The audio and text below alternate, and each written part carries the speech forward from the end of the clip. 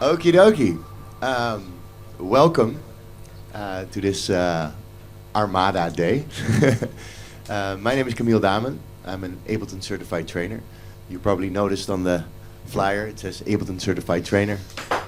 I'm the guy. I'm Camiel Daamen. Ableton is here too. Thanks for having me do this workshop for you. Also thanks to Armada for having us here. Thank you guys for coming.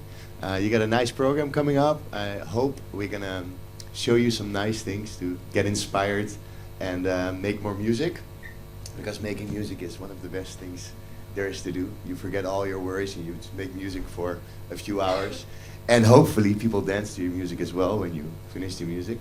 I've been making music for about 25, 26 years, back in the day on MS-DOS, before Windows was there. And we had all these programs coming. It got easier and easier, which is nice. And now we just have one laptop with lots of stuff where you can make music with. So before we start, I'd like to ask a few questions. Who is on Ableton? Great. I love you all. And any Logic in the house? Also good. I used to use Logic as well. Cubase? We have a Cubase. Fruity Loops?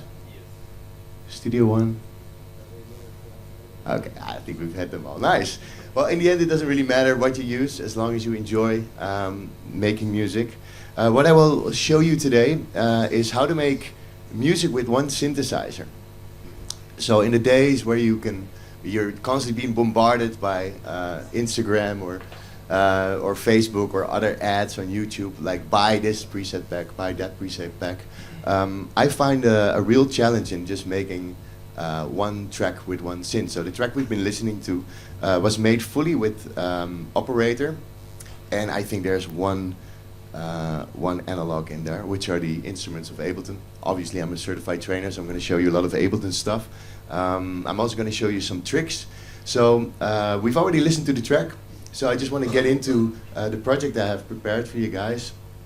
To show you how you can actually make something from scratch only using one synth. Has anybody ever tried this? Not many. So if I can advise you, if you want to upgrade your sound design skills, it's a great challenge, and you will learn a lot by trying to make one track with one synth. You can make kick drums, you can make hi-hats, you can make claps, all using a synthesizer. And once you master one synthesizer, you basically master them all, because every synthesizer has an oscillator, every synthesizer has a filter, every synthesizer has an amplitude envelope, a pitch envelope. So all these things that are part of sound design, once you master this, will give you great skills for the future, as well as when you open a preset later on, after you've done this a few times, you open a preset and you can see what's going on in there, and you can change it to your liking. Because whoever has a preset that you use and then there's something wrong with it, it does something you don't want, right?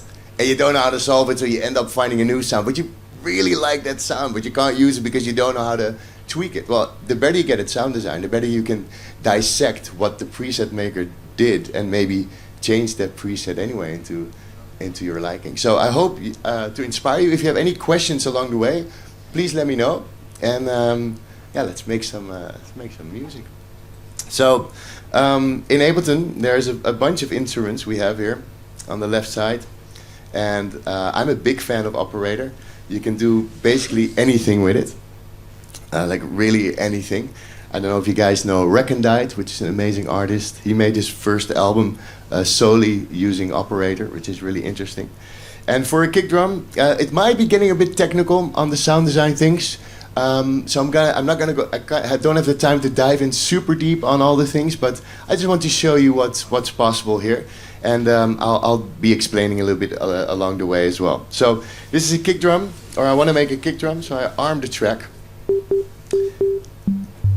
and this thing is called a sine wave, and I can make it with the amplitude envelope.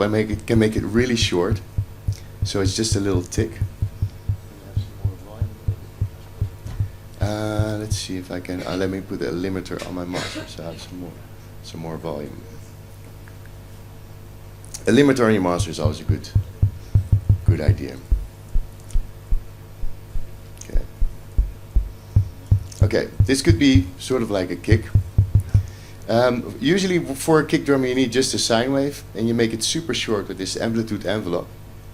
So it's sort of like, if I make it longer, it's more like a bass. But if you make it super short, it could be a kick drum. And what you need secondly is a pitch envelope, which you can activate like this on operator. And then I can make the kick drum go doo, you know, doo, doo. And what you need to do is find the sweet spot where it goes, because you know a bass drum on a drum machine or on a drum kit hits a thing in the middle, and the thing hits in the middle, and the skin absorbs the sound. So it's actually not like it's just like doo, doo. So you want to make this so that we have the pitch envelope, which controls by every note I hit, it controls the pitch over time, like doo.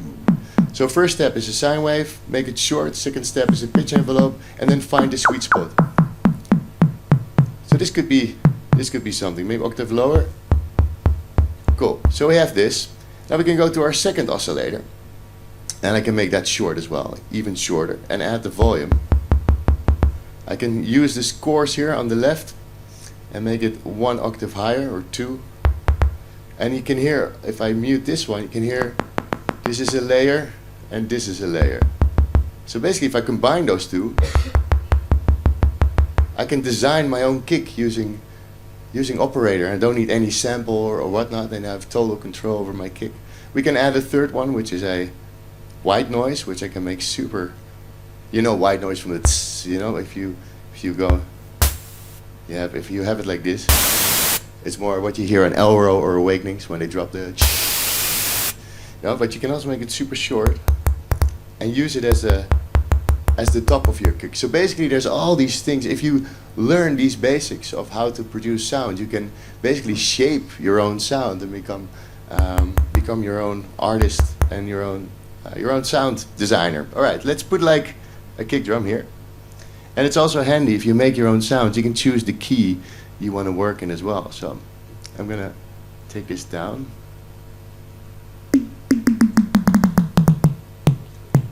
Octave down. Shift down is an whole octave. Let's play this. So now we have this, and we might want to change our kick a little bit, make it a bit longer, give it a little bit of beef. We can EQ it, of course. We can just put an EQ and shape our sounds the way we like it. We can add some saturation. There's a saturator in Ableton, a bit warmer. I really like that preset. We can add a little limiter to it.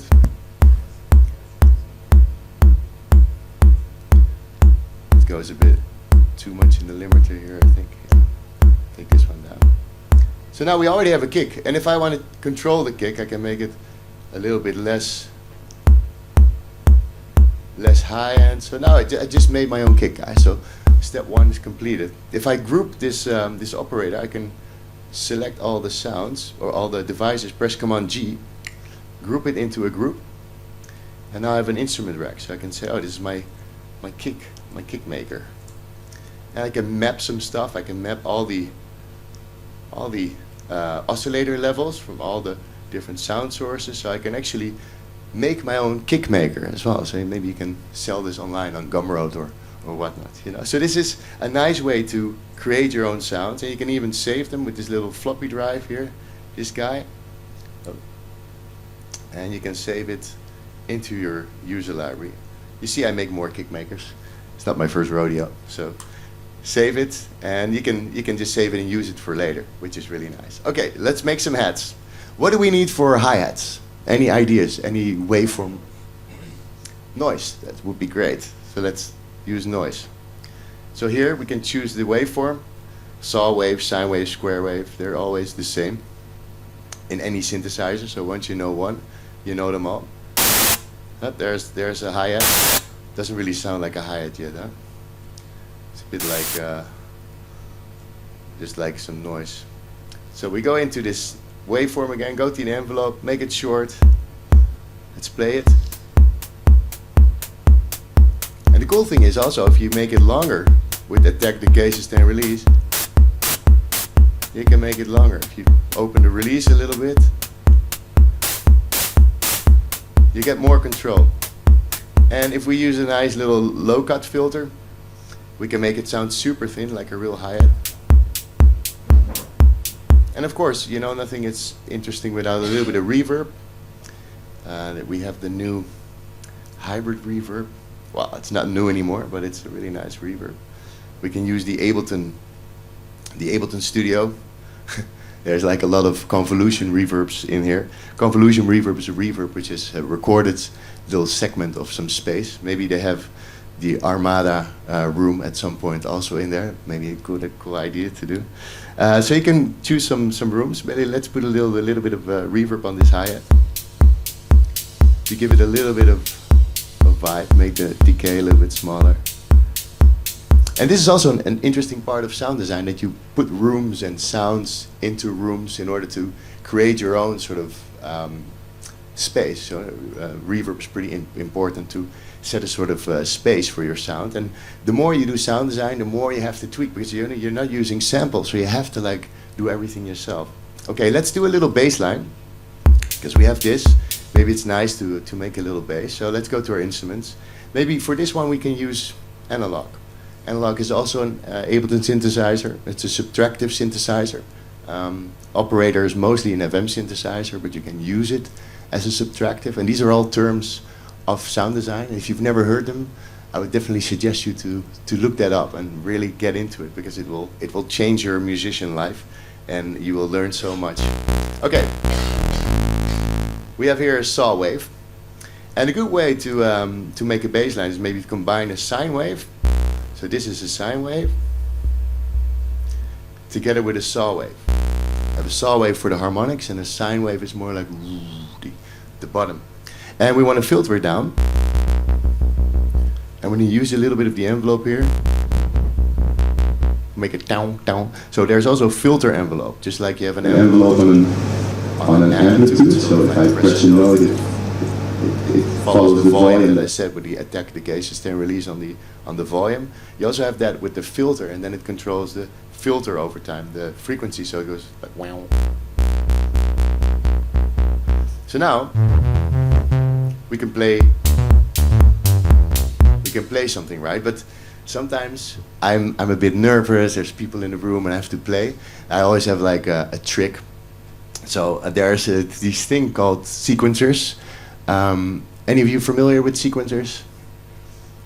Yeah, there's some sequencers. Okay, sequencers are really handy, and in Ableton you have a lot of those.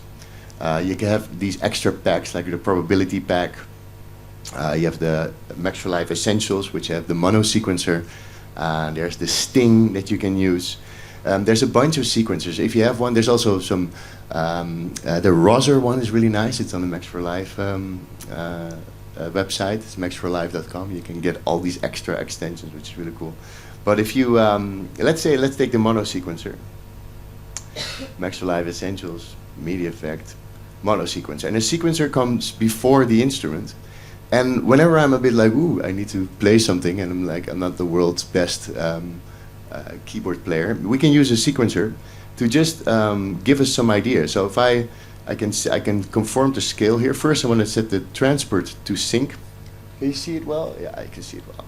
Transport to sync, so whenever I start, it will start with my host. So if I press play now, it's actually starting at this. I can transpose it down like minus, let's say minus 12, maybe even minus 24.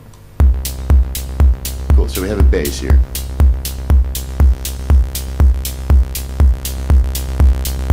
Okay, so maybe I want to make it a little bit shorter. Okay, and this is a bit boring. It's doing. If I would do this for an hour here, you get like, oh, it's a weird seminar. So let's not do this. So if I do random, I can first set the scale. Let's say we're gonna go C minor. You know, here C minor, and then I can do random. Conform the scale, and it gives me ideas. Also for the velocity, I can set the velocity per note. I can random it.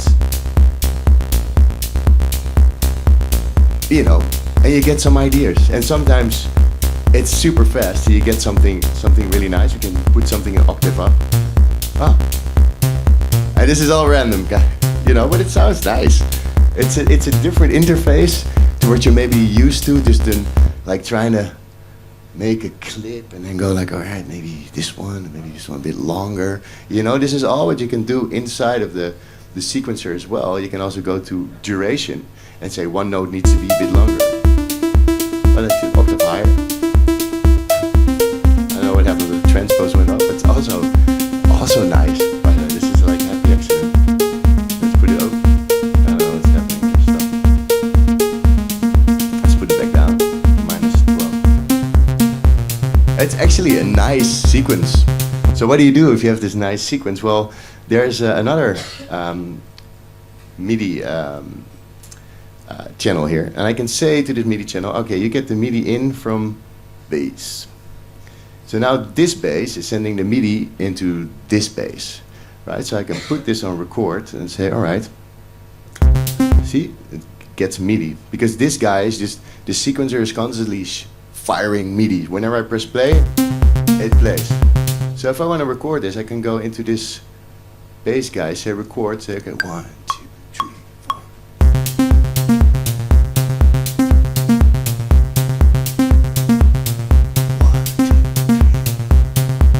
So now I've recorded this from this sequencer. I didn't have to play anything. I'm safe, you know, because if I had to play this live, it's, you know, and all you guys here watching, that wouldn't work. So this is nice. Now I have the MIDI. I captured the MIDI, which is cool. So I can have the original one here, and I can even say like I want to, let's say, put an instrument here, take an analog, put it on this channel, and use maybe a square wave and a saw wave and make it a little bit short. So we have this one. We're going to make this unison a little bit.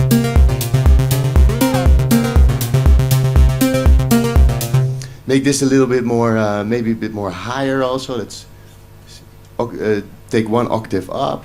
Let's detune them a little bit so they sound a bit wider. Right. And this bass can go a little bit down, so I'm going to take this sine wave on the bass and make this sine wave a bit an octave lower.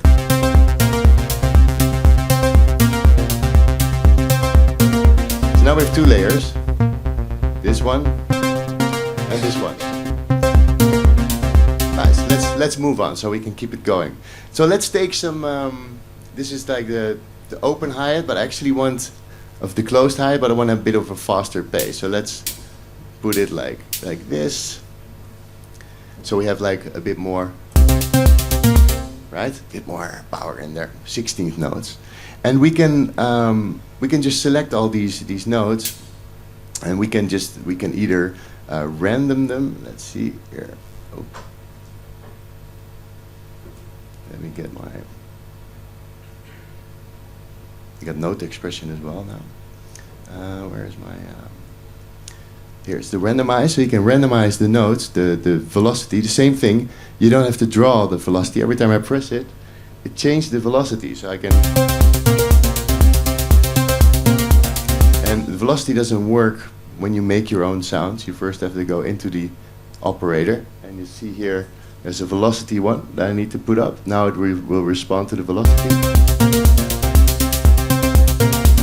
I can hear it work. Nice, let's keep this. So let's also make an open hi-hat, which is a bit longer. So we take white noise and make it a bit short. Maybe a bit longer. A bit more release. Bit more release. So you always want to check. Okay, now it's sort of like an open hi-hat. Take a low cut. You can sort of like tune it a bit how you want. You can spread it out with spread. So this would be an open hat. So let's take this to an open hat. Another cool thing is we could take noise looped. That's in something in operator. You can take, instead of white noise, you can take noise looped. That has a key, which is really nice. So you can. Normally white noise doesn't have a key, but noise loop does. So let's take a little. We do. You can find what you.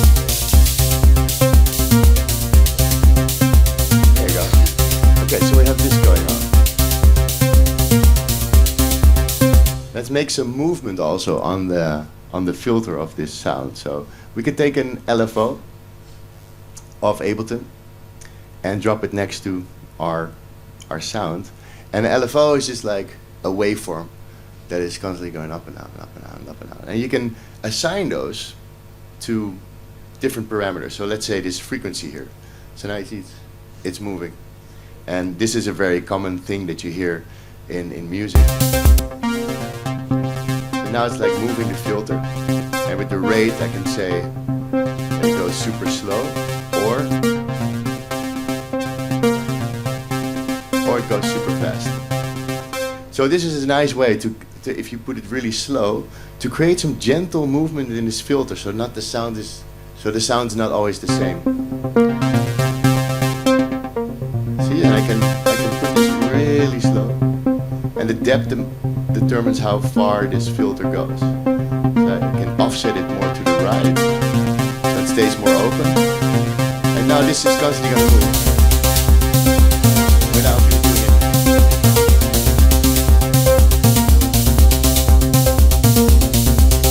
Okay, so another thing I like to put on a master is a auto filter. So when I'm making music, I can sort of like make a little break, you know, be like the DJ. So I do Command K or click here on this key guy and go here and set this auto filter to the letter Q. So I can filter the low end. So I can, while I'm making music, make a little break and then drop it back in. I like to do that sometimes. Okay, let's make some pads. So for pads, what should the amplitude envelope be for pads? Anybody has an idea? Long, perfect, because you want to have like a long attack. Yeah, usually. Well, yeah, you know, you can have pads that instantly come, but mostly they're like, you know, they slowly come in. So great. Yeah, I want to keep it a little bit interactive, guys. Otherwise, you fall asleep. Okay, here we go. We take and sound design is a pretty mathematical kind of thing. I know, but trust me, if you get into it, it's so much fun. Okay, let's get another analog here, or maybe let's get another analog. We have analog here. Analog's pretty cool. It has two oscillators here, and you can set, of course, like sine, saw, square, and white noise. If you know these, you can already make a whole lot of sounds. But there's also here on the bottom right of each oscillator, you can set a sub oscillator, which adds more sub. And you have one that is sync, that you can sync the oscillator to the current oscillator, which creates sort of like nice harmonics on top. So if we would say I'm playing maybe a chord. Oh, let's go to this channel. And if you're lazy, like me, again, then you can go to the MIDI effects, and you have chord, which is handy. It has all kinds of chords for you, so you press one note and it plays the chord. So we could say I have all these different ones. Let's take a minor chord. Let's see, like I have minor sevenths in there, this one, and it also comes just like a sequencer. It comes before the instrument, so any MIDI that I would send is first going to be changed by this MIDI effect, and then it's going to go. So if I press an A, it plays an A minor 7, or an E minor 7, which is nice because without it, it's just like, you know, and that sounds a bit boring. And also when you're making sounds, it's sometimes also nice to say, you know what, let's add a chorus, let's add a saturator, you know, this bit warmer. I like this guy. Let's add some reverb. Why not? You know, it's free. Ableton is not going to send you an invoice for using a lot of audio devices, I always say. So don't worry, just throw it on there and see what happens, you know. So you take like a chorus, some reverb, maybe some more chorus, and then if you play something, it gets this sort of like, you know, like how your serum would sound. So basically it's all the same, you know, analog or serum, it all works. So let's say we go here. Oh, we're like not in A, right? We're in C. That sounds better. Okay, so let's just play two notes for the pad. Let's go to our amplitude envelope and do as our friend said. Like let's make a long attack and a long Nice. Okay, let's also, like in the shape of our sound, let's take this octave maybe up and then play a note. This one, maybe this down a little bit. That's maybe too low, so keep it up. Let's detune it.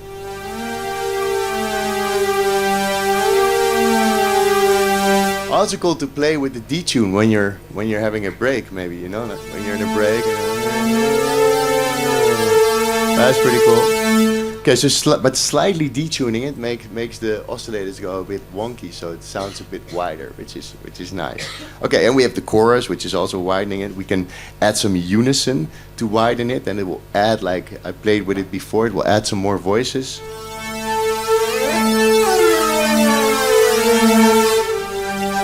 Okay, cool. Let's add some more reverb, a little bit more decay, a little bit low cut of the reverb. Okay, so let's add one note. I'm gonna add like the C, maybe a high C. Okay, 1, 2, 3, 4.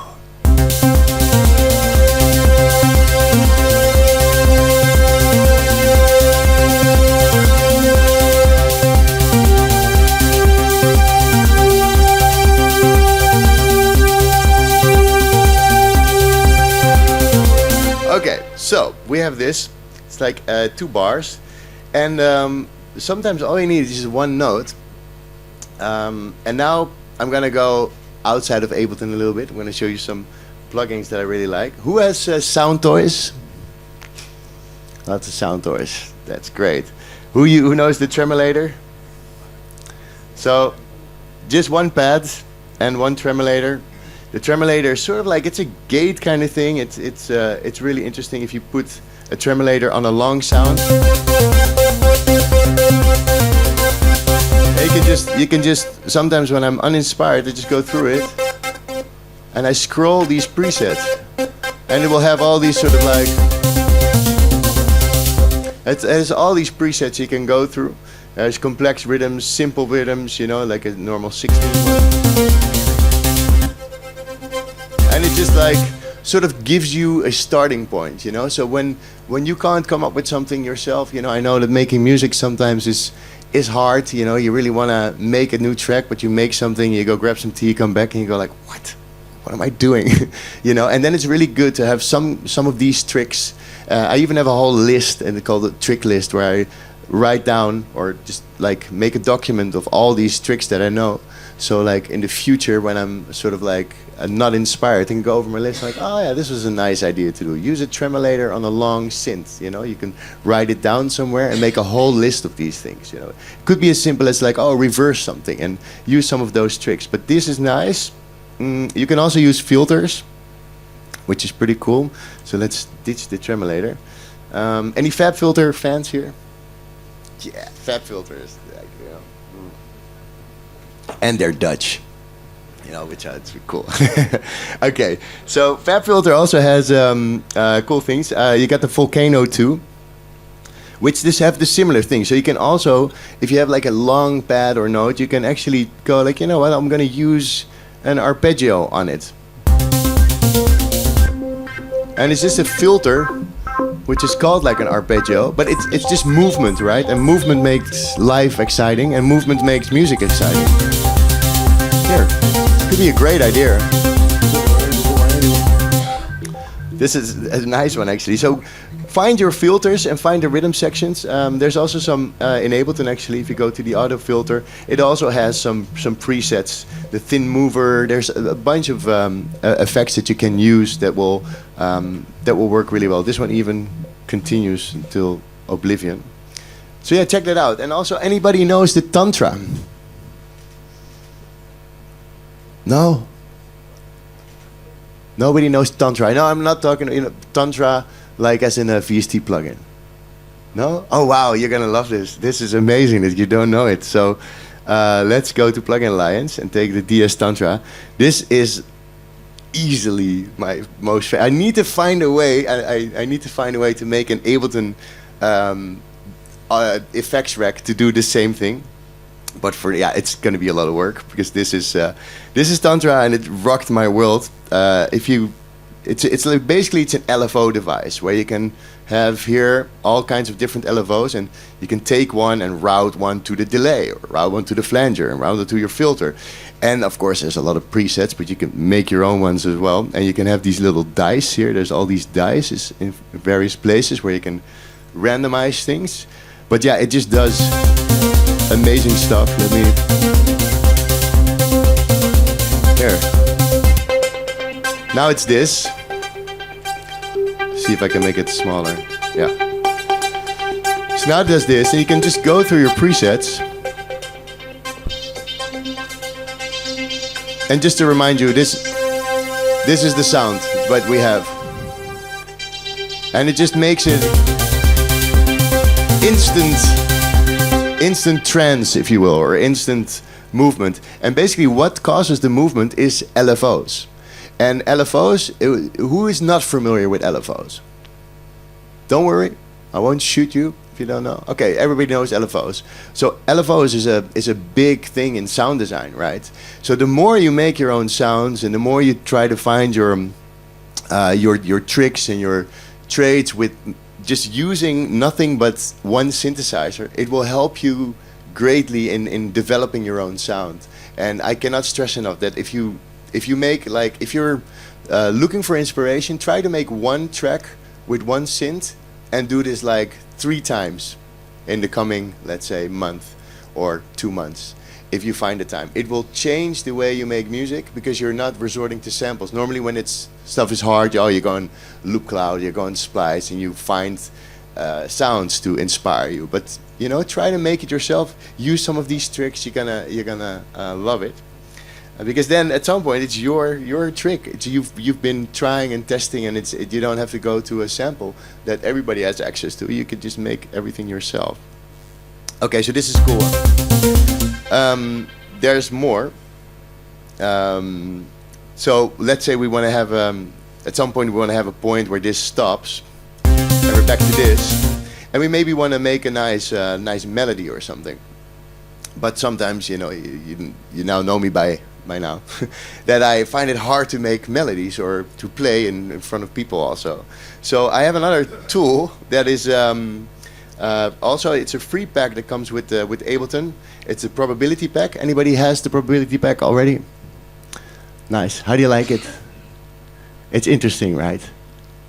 It has probability, which is, I think, a really great feature of not only live but also music, because the likelihood of something happening and the randomness of something happening makes it sort of magical. Like in live, there's only a few times you have this opportunity. There's lots of these sayings about things, and in music it's the same. The more sort of controlled randomness you can put into your music, the more your music will be interesting, because it moves in mysterious ways, so to speak. You cannot predict what's going to happen, and these probability things are really handy. So I have Dr. Chaos here, which is one of my favorites.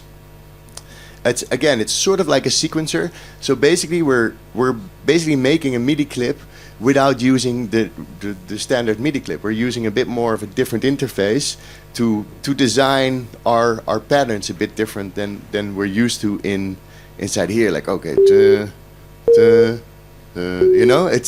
it's different. Yeah, but maybe if you're a good player, you can use this. But Dr. Chaos is really easy. Let's make a sound. So I'm going to turn Dr. Chaos off for now and make a little sound. It's going to be the last sound we're making. Okay, this is a sine wave. Let's add another wave to it. Let's add a little saw wave. Let's detune them.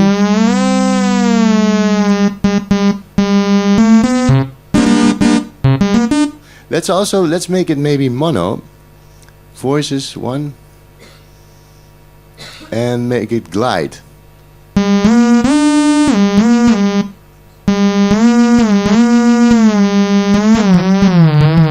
And if you make it super long, you could say 10 seconds. I can press a low note and then a high note. And it will take 10 seconds for it to go there using glide. So if you ever want to make a riser or something, just press a low. Even if you have a keyboard, you can make it even like play really low and really high, and it takes like 10 seconds for it to glide to that note. It's called glide, and it's also like a sound design thing.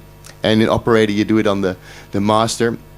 or on the pitch, where the pitch envelope is and the spread is, there's also the glide. Well, let's not make it 10 seconds. Let's make it just like a nice, smooth 70 milliseconds. Okay, and let's see what Dr. Chaos does with this. Never done this. Okay, so this is just the scale. And in Dr. Chaos, you can set the scale also. Like we can set a minor scale. We're in C minor, right? So now we'll do. So now it's in key with our rest, and we could say, okay, this is a bit boring. Let's play just with the kick, and the bass, and our friend the lead. Okay, this is a bit boring because it goes 1, goes to 2, goes to 3, goes to 4, goes to 5, and it goes around all the notes in the scale. But I can say no. 1 goes to 5, you know, 5 goes to 4, and 4 goes back to 1. Then we get like a circle. That's cool.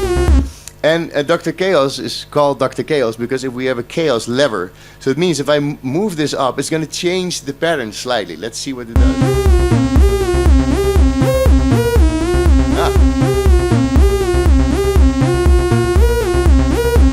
It's interesting. Like you don't. It's so I'm creating, but I'm not really creating. So like it's me and a collab with Dr. Chaos, and I really like these sort of like probability things because you're sort of doing stuff, but you don't know what's going to happen. But when it happens, you're like, oh wow, that's great. And then you can record this stuff just the same way that I recorded the MIDI in the beginning, to just record all the MIDI to a new MIDI track and just jam a little bit with this chaos, and you get all these results. So let's say we add some instruments because of some effects, because you know, like sound design just from a operator is usually not so nice. So we go again, chorus, reverb, saturator. Let's get a little delay. Wait, no, it's free. Another chorus. Oh, it's maybe a bit too much. Let's put the dry wet a bit back. Also on the this guy. Okay, already looks better.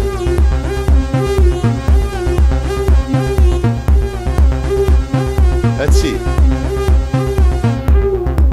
Add an envelope also. Let's add the envelope on the filter. Wow, it goes like wow. Always nice. That's cool. Oh, nice. So let's add another. Let's add a square wave to the mix, and let's pitch that up really high, like with the chorus. Let's see.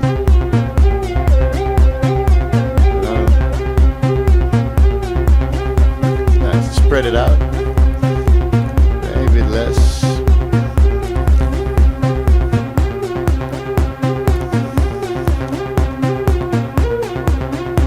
So nice. It's actually really cool. So we have another one here. I'm going to save this one. So we have another one here, the note. So each note you click, you can change the length, so the duration. So if one note needs to be a little bit longer, this one I can say, okay. That one was a bit longer. I can also say, oh, this one should always be really short. Make it longer. We can change the rate to like 1/16. You can swing it. So basically it's like a normal sequencer that has all these functionalities, but it's just the interface makes it nice. If you really want to go far, you can also create patterns, different patterns, where you can switch between the patterns. So you can make one with this pattern, and then you can change a few things, save it into a different pattern, and have all these patterns, and even sequence these patterns so they go next to each other in a certain rate. You can go pretty deep on this, but just using it as is and just having one sort of sequence going and then playing with the chaos, it's already really nice. Not in the plugin, but you can.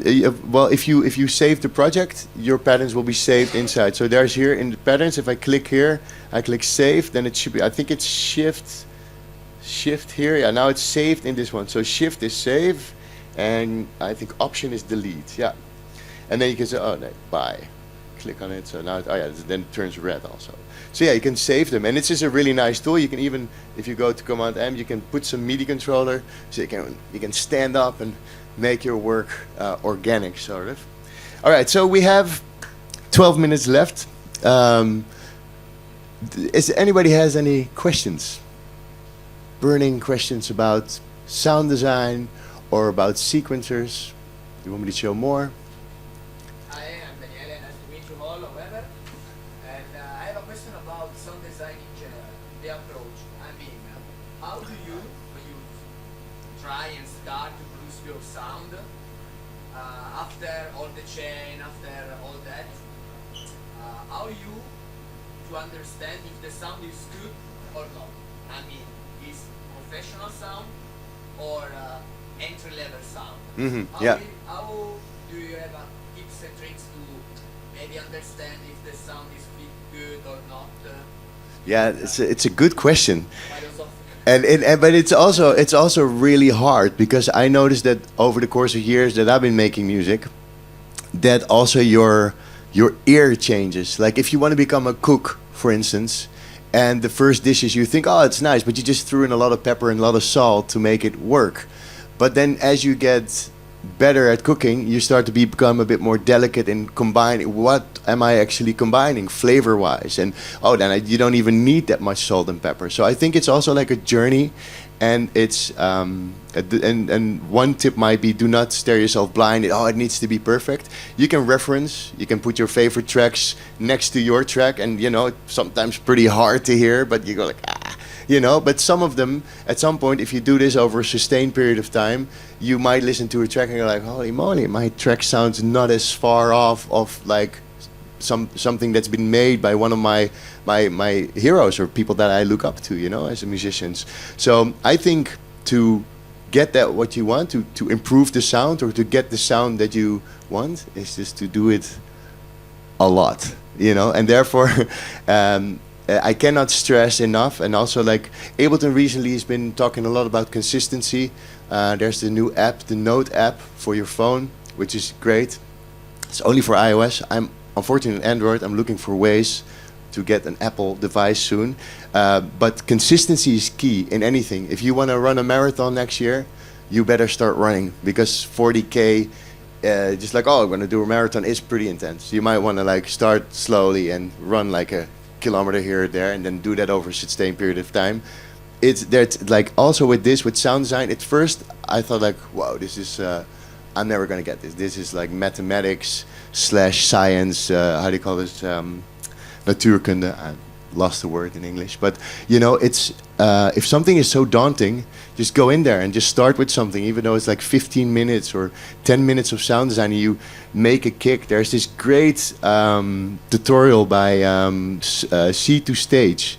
He also teaches Ableton, and he's done like 3 episodes on Operator, or 4. First is a little rundown, then he's making every sound. It's a YouTube thing, and then you can click kick, and he'll show you, okay, let's make a kick, and he shows you a different way to make a kick, like how I did it. But he shows you hi-hats, he shows you Rhodes, he shows you leads, he shows you everything. So if you watch something and you try then to do it yourself, first you're just doing like monkey see, monkey do kind of principle. But at some point, when you grasp the ideas, you go like, hey, but what if I take some white noise and I add a resonator from Ableton?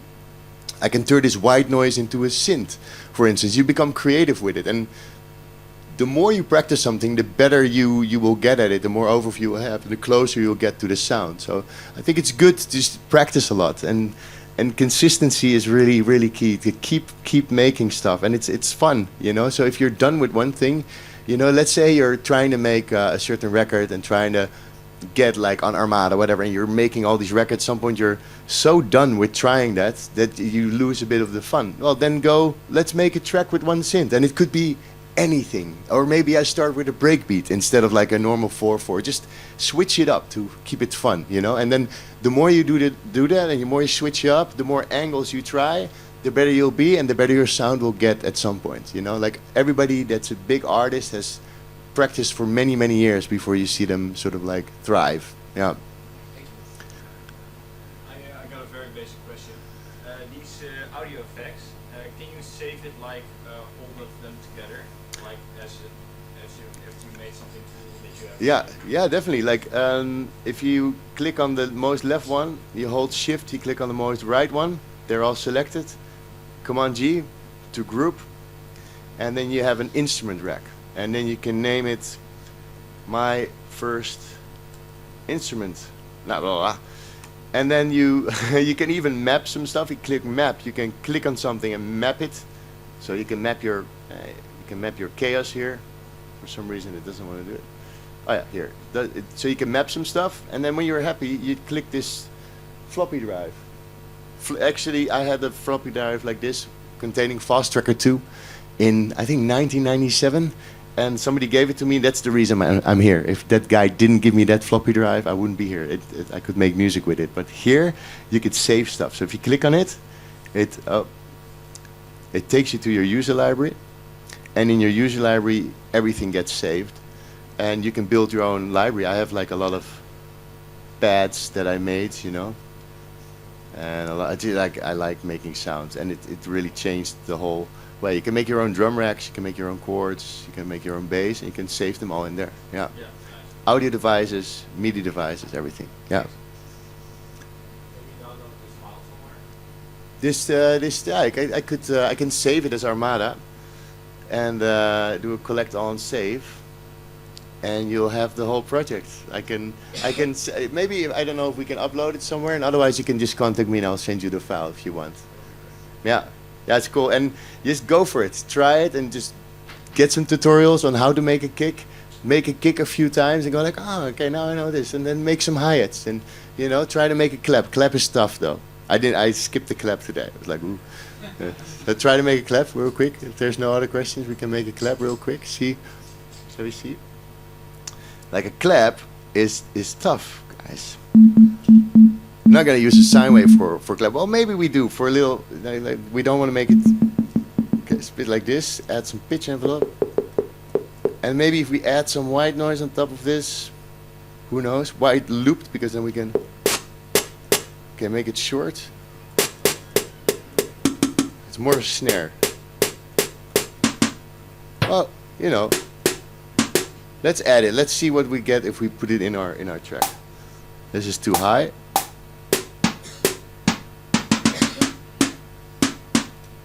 Let's see what happens.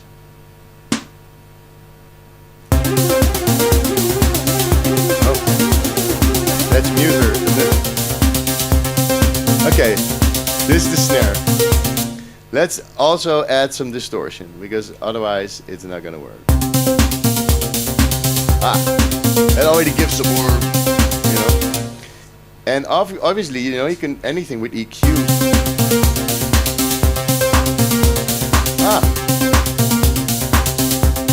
You know, you can just a little bit. It's I feel a bit like Bob Ross. I need a little bit of this, a little bit of that, and then you're gonna. There you go. This sounds like a clap. It's a bit loud. You know, and I feel I get pretty far pretty quick. I used to make a lot of music back in the day, and I didn't even know what I was doing. But then I started teaching a few years ago, and then I had to exactly sort of like be able to sort of explain stuff. And if somebody asked you like, "Can you make a clap?" I should be able to make a clap, right? So, but it took me a long time to make it, to get there quick, you know. So it's also nice if you listen to some music. You call it analytical listening. That you sit down and you listen to your favorite track, and you just write down what's happening in the track. What's happening with these synths? Could it be that they use sine waves or saw waves? Can I actually hear the difference, you know, between a sine wave and a saw wave? And if I can dissect it, are they using big reverbs or small reverbs? It's like, what type of delay? Is the delay ping pong delay?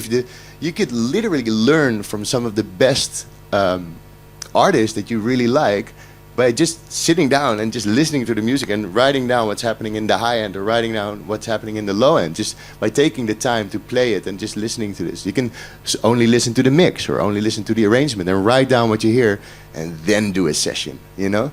And then you make a track, and maybe it's not yet the track that's just as good or just quality, but maybe get just a little bit closer, just because you took the time to sort of like analyze that stuff. So, and if you take the time to learn a little bit more sound design, like in 5 years, maybe in 10 years, who knows? Maybe suddenly you got it. You make like a world song or a hit song or something that played everywhere. You're at ADE and they're playing your song and you go like, yes.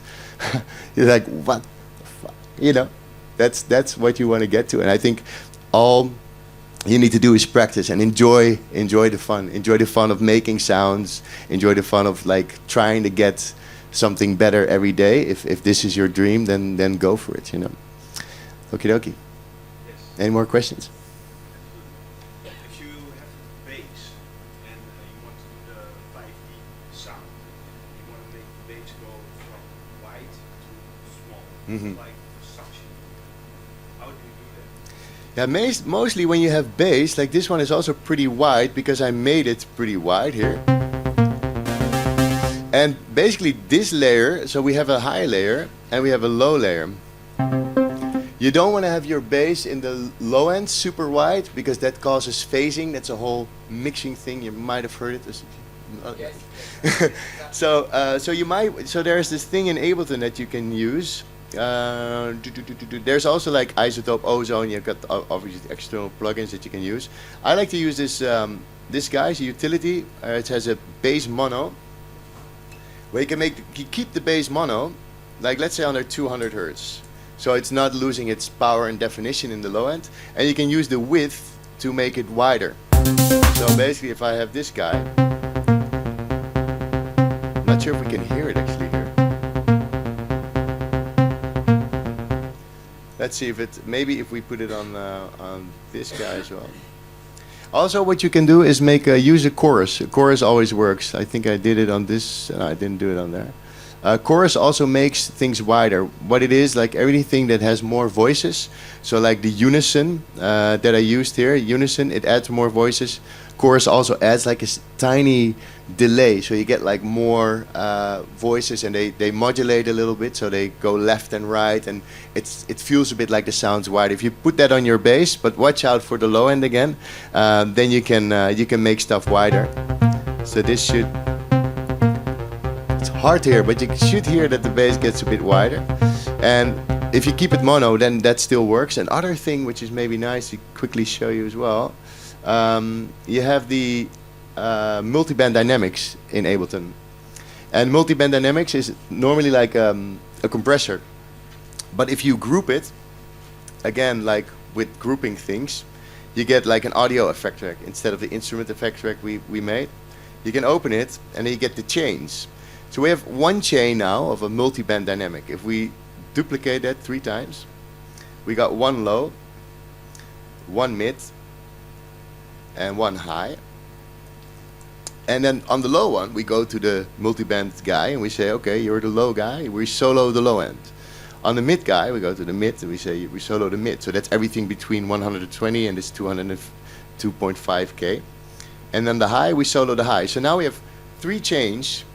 And if I just want to do something on the high of this sound, so make it super wide, this bass line in the high end, I can just put like a widener only on this high chain. Like if I drag it there, and you see it's inside of the device. It's not outside, it's inside of the device on the high chain, which makes if I make this super wide, I don't even have to turn the bass mono on. I can make this super wide. So then this will be only working on the high end.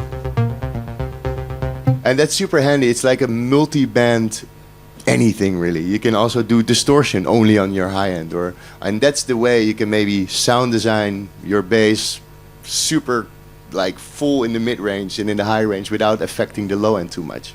So I hope this sort of like inspires your question. Yeah. You can also, which is also funny, you can also use a drum bus on your bass and just add loads of boom, which is really cool. Crunch it up, drive it up. So saturation goes a long way to make something really, really powerful. Right. You're welcome. All right, any more questions? Yeah. So you open to me another question about the bass, generally, with sound design.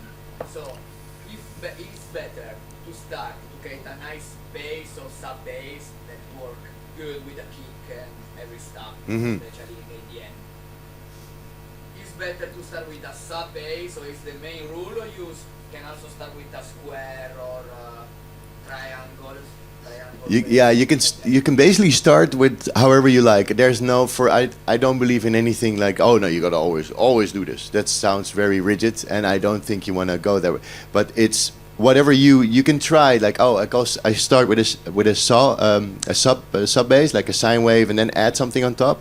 But if you feel the other day like, you know what, I'm gonna try the exact opposite, there's only stuff you can learn. So I would definitely try all the angles that you can think of, because the more you try all the angles you can think of, the more you'll learn, and the more maybe you say like, I always do it like this because I've tried all the angles and this is for me the best way to work. Last, I finished. It's a good way, it's a good thing to put a lot of distortion from the 30 Hz to the 100. So basically, you create your sub bass and you also distortion the low bass. Is it good things or not? Yeah, it's actually pretty nice to have a little bit of distortion, like on almost anything, really. Like it doesn't really matter, only as long as it still sounds good, you're good. There is this thing in Operator, if you want to create a super nice low bass, and this is really like FM synthesis. If I take the Operator's oscillator structure and I say, okay, it's this means this goes in this one, this goes in this one. So this is the carrier and this is a modulator. That's FM synthesis. It's a bit complex maybe to explain now, but if I would take a low note, we don't have a lot of sub here, but this is like a bass, right? As soon as I would add this oscillator, it's going to modulate this oscillator and it creates more harmonics. Not necessarily distortion, but it creates harmonics. Distortion is also usually more harmonics, and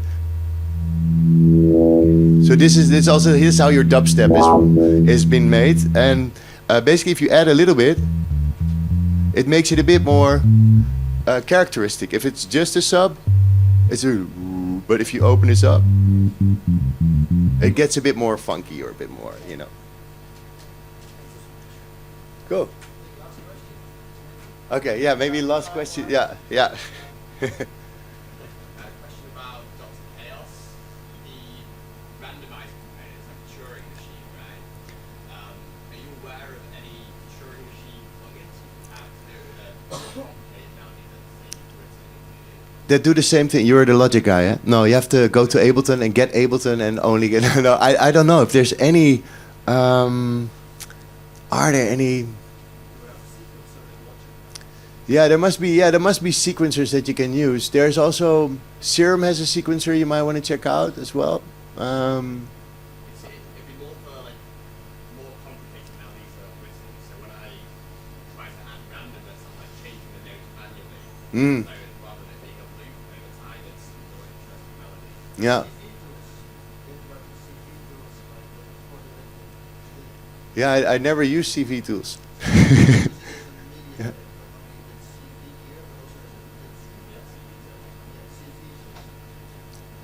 Yeah, that's like also a pack in Ableton, no?